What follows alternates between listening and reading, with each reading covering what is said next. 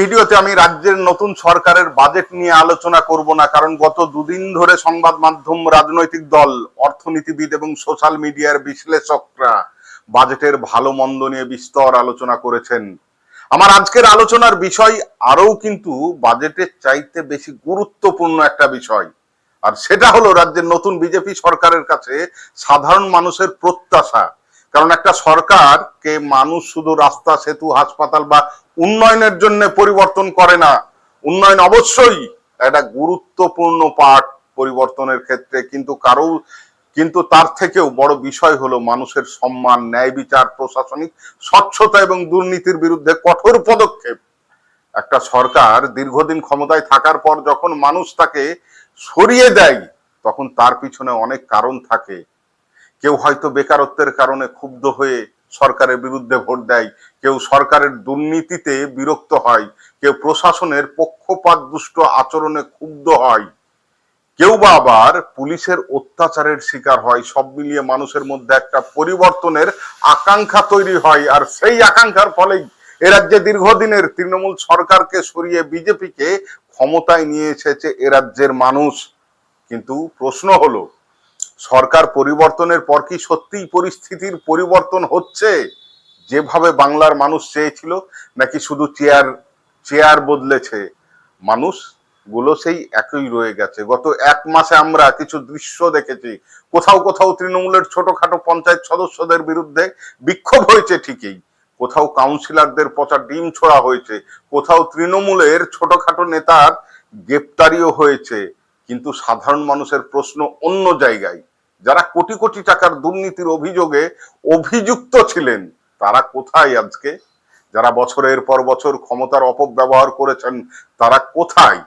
যাদের বিরুদ্ধে মানুষ ভোট বাক্সে রায় দিয়েছে, তাদের বিরুদ্ধে প্রশাসনিক পদক্ষেপটা কোথায় হচ্ছে সেই রকম যেটা মানুষ চেয়েছিল? সবচাইতে বড় প্রশ্ন হলো যে 20 জন সাংসদ এবং 62 জন বিধায়ক দীর্ঘদিন তৃণমূলের হয়ে রাজনীতি করেছেন, তাদের অনেকেই আজ বিজেপির ছাতার নিচে দেখা যাচ্ছে বকলমে।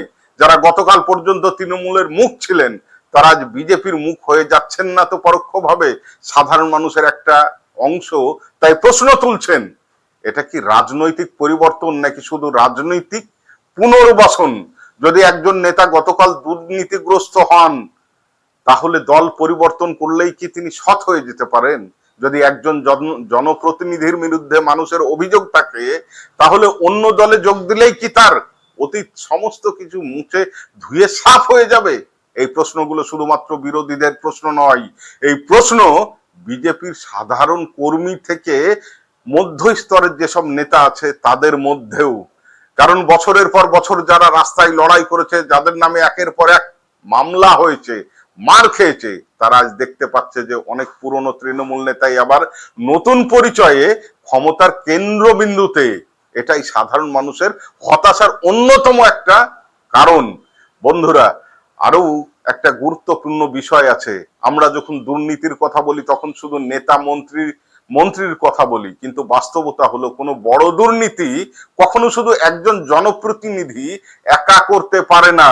এর পিছনে একটা প্রশাসনিক কাঠামো থাকে, কিছু সরকারি আমলা থাকে, কিছু দপ্তরের বড় থেকে ছোট কর্মচারীরা থাকে, কিছু প্রভাবশালী প্রশাসনিক ব্যক্তি, যাদের সহযোগিতা ছাড়া কোনো ছোট বড় দুর্নীতি সম্ভব নয়। তাহলে প্রশ্ন হলো, যে সমস্ত সরকারি আধিকারিকদের বিরুদ্ধে দীর্ঘদিন ধরে অভিযোগ ছিল, তাদের বিরুদ্ধে কি ব্যবস্থা নেওয়া হয়েছে? যারা দুর্নীতিকে প্রশ্রয় দিয়েছেন, তাদের বিরুদ্ধে তদন্ত আজকে কোথায় শুরু হয়েছে? শুরুও তো হয়নি। যারা চোখ বন্ধ করে বেআইনি কাজ চলতে দিয়েছে, তাদের জবাবদিহিতা কোথায়? যদি শুধুমাত্র রাজনৈতিক নেতাদের বদলানো হয় কিন্তু প্রশাসনিক কাঠামো অপরিবর্তিত থাকে, তাহলে কি সত্যি পরিবর্তন আসবে? সাধারণ মানুষ কিন্তু এই প্রশ্নের উত্তর খুঁজতে শুরু করেছে এখন থেকেই। এক মাস হলো বলে আর কিন্তু চুপ করে কেউ বসে থাকছে না। আর একটা বিষয় নিয়ে কথা বলা খুবই দরকার। গত কয়েক বছরে রাজ্যের বিভিন্ন প্রান্তে রাজনৈতিক সংঘর্ষ হয়েছে, হাজার হাজার মানুষের বিরুদ্ধে মামলা হয়েছে। অনেক বিজেপি কর্মী অভিযোগ করছেন যে তাদের মিথ্যে মামলায় ফাঁসানো হয়েছিল বিগত তৃণমূল সরকারের আমলে। অনেকেই বলছেন প্রশাসন নিরপেক্ষ ছিল না, অনেকেই পুলিশের ভূমিকা নিয়ে প্রশ্ন তুলছেন। আর যখন বিজেপি ক্ষমতায় এসছে তখন সেই মানুষগুলো জানতে চাইছে তাদের অভিযোগের তদন্ত হবে কি আদৌ, যারা ক্ষমতার অপব্যবহার করেছে তাদের বিরুদ্ধে ব্যবস্থা নেওয়া হবে কি, নাকি সবকিছু ভুলে গিয়ে নতুন অধ্যায় শুরু হবে। দেখুন, প্রতিশোধ আর বিচার এক জিনিস নয়। গণতান্ত্রিক রাষ্ট্রে প্রতিশোধের কিন্তু কোনো জায়গা নাই, কিন্তু ন্যায় বিচারের জায়গা অবশ্যই আছে। যদি কোনো সরকারি কর্মচারী বা পুলিশ অফিসার আইন ভেঙে থাকেন তাহলে তার বিচার হওয়া একদম উচিত। যদি কেউ নির্দোষ হন তাহলে তার সম্মান ফিরিয়ে দেওয়া উচিত। এটাই আইনের শাসন, এটাই গণতন্ত্রের মূল কথা। এখন অনেকেই বলবেন সরকার তো মাত্র 1 মাস হলো বিজেপি এ রাজ্যে ক্ষমতায় এসেছে, এত তাড়াতাড়ি সবকিছু সম্ভব নয়। হ্যাঁ, এই যুক্তির মধ্যে সত্যতা আছে। 1 মাসে কোনো সরকার জাদু দেখাতে পারে না। 1 মাসের মধ্যেই সব দুর্নীতির উন্মোচন করা যায় না। 1 মাসে গোটা প্রশাসন তার খোলনচাটা বদলে ফেলা যায় না। কিন্তু মানুষ অন্তত একটা দিক নির্দেশিকা দেখতে চায়। মানুষ জানতে চায় সরকার কোন পথে হাঁটছে, মানুষ দেখতে চায় রাজনৈতিক সদিচ্ছা আছে কিনা। কারণ সময় যত যাবে ততই বাস্তব রাজনীতি সামনে আসতে শুরু করবে। আর যাদের বিরুদ্ধে মানুষের ক্ষোভ আছে তারা যদি আগামী কয়েক মাস পর বা কয়েক বছর পরে বিজেপির গুরুত্বপূর্ণ নেতা হয়ে ওঠেন তাহলে সাধারণ মানুষের মধ্যে হতাশা কিন্তু ক্রমশ বাড়তেই থাকবে। মানুষ সরকার পরিবর্তন করেছে সিস্টেম পরিবর্তনের আশায়, শুধু দলের পতাকার রং পরিবর্তনের জন্য নয়। শিক্ষা ক্ষেত্রের কথাও এখানে বলা খুব দরকার। গত কয়েক বছরে শিক্ষক নিয়োগ বদলি এবং শিক্ষা প্রশাসন নিয়ে অসংখ্য অভিযোগ উঠেছে। অনেক মানুষ বিশ্বাস করেন যে টাকার বিনিময়ে বিভিন্ন সুবিধা দেওয়া হয়েছে। অনেকের অভিযোগ কিছু প্রভাবশালী তৃণমূলপন্থী শিক্ষক নেতা এই প্রক্রিয়ার সঙ্গে সরাসরি জড়িত ছিলেন, যারা কিনা লাখ লাখ টাকার বিনিময়ে শিক্ষকদের ট্রান্সফার করিয়েছেন। যদি সত্যি এমন হয়ে থাকে তাহলে তদন্ত হওয়া উচিত। কারণ শিক্ষা ব্যবস্থা কোনো রাজনৈতিক দলের সম্পত্তি নয়, এটা ভবিষ্যৎ প্রজন্মের অধিকার। যে কোনো দুর্নীতির বিচার হওয়া উচিত, দল দেখে নয়, ব্যক্তি দেখে নয়, আইন অনুযায়ী। এটাই সাধারণ মানুষের আজকের সময়ের উপর দাবি। আজ যারা বিজেপিকে ভোট দিয়েছেন তারা শুধু নতুন মুখ দেখতে চান না, তারা নতুন সংস্কৃতি দেখতে চান। অফিসগুলোতে, আদালতগুলোতে, পুলিশ প্রশাসনের ক্ষেত্রে সব জায়গায় তারা এমন একটা প্রশাসন দেখতে চান যেখানে সাধারণ মানুষের অভিযোগের গুরুত্ব পাবে, যেখানে দলীয় পরিচয় বিচার নির্ধারণ করবে না, যেখানে দুর্নীতিবাদের পরিচয় হবে দুর্নীতিবাদ, সে যে দলেরই হোক না কেন।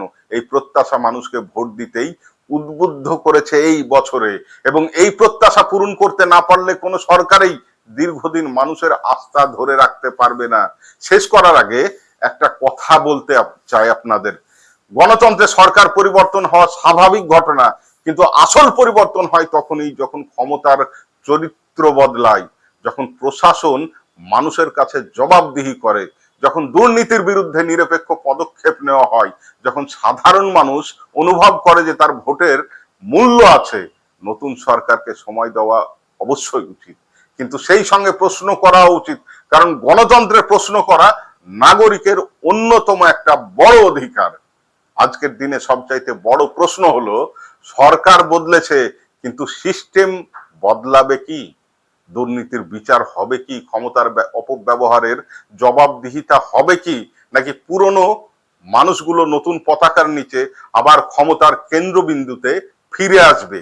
এই প্রশ্নগুলোর উত্তরেই আগামী কয়েক বছরে রাজ্যের রাজনৈতিক ভবিষ্যৎ নির্ধারণ করবে। আপনাদের এ বিষয়ে কি মনে হয়? সরকার পরিবর্তনের পর সবচাইতে আগে কোন পদক্ষেপটা নেওয়া উচিত ছিল এই নতুন বিজেপি সরকারের? কমেন্টে অবশ্যই জানাবেন। ভিডিওটি ভালো লাগলে লাইক করুন, শেয়ার করুন এবং চ্যানেলটিকে সাবস্ক্রাইব করতে ভুলবেন না। আজকে এই পর্যন্তই, ধন্যবাদ।